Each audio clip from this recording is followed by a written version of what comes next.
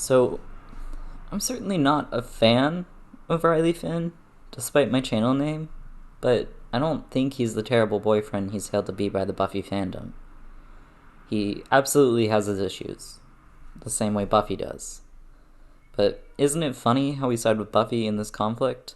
Almost like we're swayed to side with the protagonist of the series over a man in her life who has harmed her? Interesting how that one works. But Riley makes the decision to deal with the pain and isolation he is feeling through engaging in a narratively sexual relationship with a vampire. Spike finds out, and then leads Buffy to witness it. She gets angry, and this anger and the issues it causes to be exposed result in her and Riley breaking up. Spike plays a direct role in this. I certainly think it is important that Buffy finds out about Riley's actions. However, the choice for Spike to be the one to reveal this information to Buffy is a deliberate one. Spike has been shown to be apt at social and emotional manipulation. The Yoko factor is a prime example of this. And his actions here are knowingly manipulative. His obsession with Buffy has taken root. He has always known Buffy's strength is in the people who support her. It was the very reason he couldn't kill her when they met. So, when he's seeking an ability to validate his obsession, whether his focus is on violence or sex, he knows he will gain better access to Buffy if he is able to undo the relationships around her that give her strength. And he's right. With Riley gone, Buffy becomes more literally open. Riley no longer occupies space or time in Buffy's life, so Spike has more time to make his way into it. Even if it isn't as a romantic partner, he is given the space Riley once had to maneuver towards the outcome he wants: sexual or violent power and conquest over Buffy. Overall, Riley is boring, and has a set moral code and is a relatively static character, especially when compared to Buffy's other two main love interests who get arcs spanning two separate shows. Until he isn't. Riley engages in an abusive relationship to escape his self-perceived isolation. This takes the form of him seeking out a relationship with a vampire who needs his blood, proving his necessity to someone, even if he isn't necessary for Buffy. This choice goes against several of his previously established morals and opinions, which works well because it exposes his desperation for some proof that there is something about him worth wanting. He was revered in the initiative because of his skills, and when that was taken away, all that he saw left of his self-worth as it tied to his identity was his ability to love Buffy. And note that the mechanism of his leaving is a military-aligned mission. But Buffy doesn't show him obvious love. And when it's reasonable for her to lean on him for support, she doesn't, and Riley takes this as an active personal rejection. This isn't a fault of Buffy's, it is how she functions. She leans on her friends. But when Spike gains the information about Joyce's condition and uses it against Riley, Riley comprehends this as Buffy making the choice to rely on someone she has vocalized hate for over himself, someone she says she loves. So, in Season 5, Riley feels isolated due to Spike's actions. Riley seeks out an abusive relationship due to a combination of Spike's actions and his own feelings. Riley is using this technically consensual sexual relationship as a means of self-harm. When Riley is exposed for this decision to someone he cares about, that person being Buffy, and the exposer being Spike, he is angrily dealt with, and this is all the response he gets. Understandably so, finding out that a partner is engaged in a sexual relationship, self-destructive or not, is a very anger-inducing experience. But let's look at Riley's arc in a simple form here for a moment. Perceived isolation of the self from loved ones. Spike's interference creating consequential extension of this isolation. Self-harm through sexual acts. Exposure of those sexual acts and reactive anger. There are some very loud echoes here of what Buffy's arc in Season 6 will become. Let's look at that perceived isolation. Buffy feels alone, stuck in darkness and depression by her inability to give her friends guilt over the fact that they have torn her out of heaven. She sees no reason to be alive. Her loneliness is all-encompassing, and she can find no way out. But she does find someone who is able to see her isolation. Spike. His interference with Buffy here is that he notices the isolation she is feeling, and he vocalizes it, mentioning how her friends couldn't understand it over and over again. And she reveals to him that she was in heaven, or at the very least, something that felt like it. And Spike is now part of her isolation. He won't tell the Scoobies about what she's revealed to him, and Buffy knows this because she knows that in this revelation, she is giving him access to her. He won't want to tell the Scoobies because it would not serve to further his closeness to Buffy. In fact, it would very likely sever it. So Spike interferes.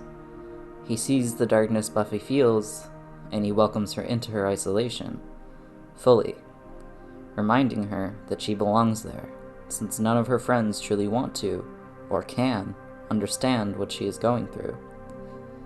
He tells her she belongs in the darkness with him, the only person who can see it.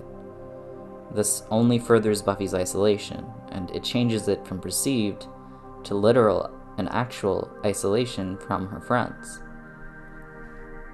Self-harm. Sexual acts. This is the consequence of Buffy's isolation and Spike's interference. Buffy, filled with self-hatred and numbed by her depression, goes to the only person who understands what is happening, and she attempts to feel something, even if that something has to be physical pain, disgust, and horror. Buffy does not enjoy her relationship with Spike. It destroys her more than she already felt she was, because she needed to feel something. She couldn't survive if she remained numb. But the feelings she finds are things that convince her she's a bad person. Certainly, she is using Spike.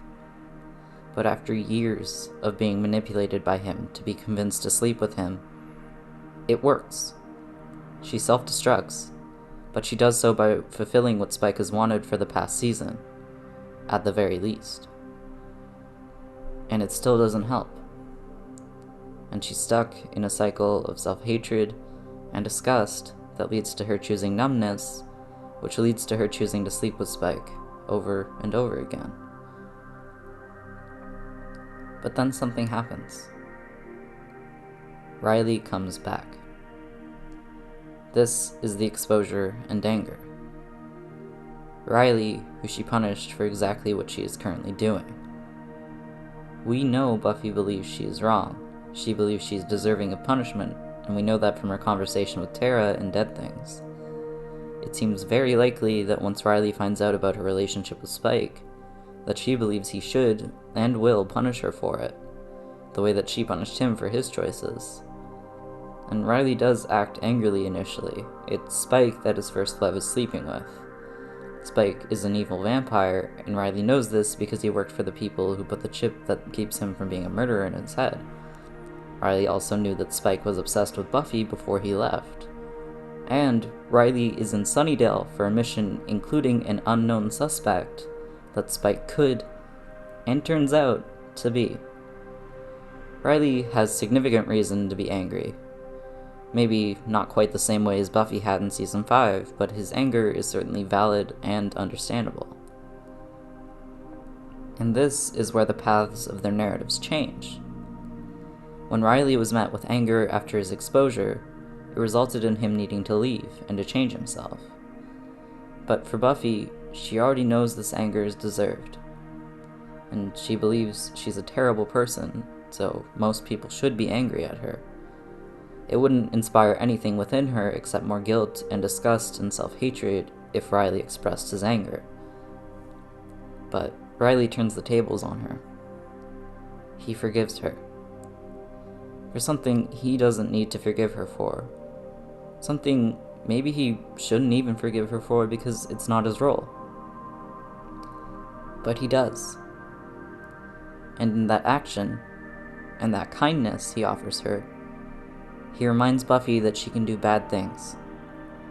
She can feel as far from herself as she's ever felt.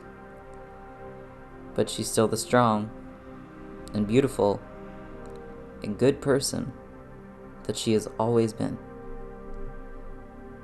And this is the lesson Season 6, and the show as a whole, teaches.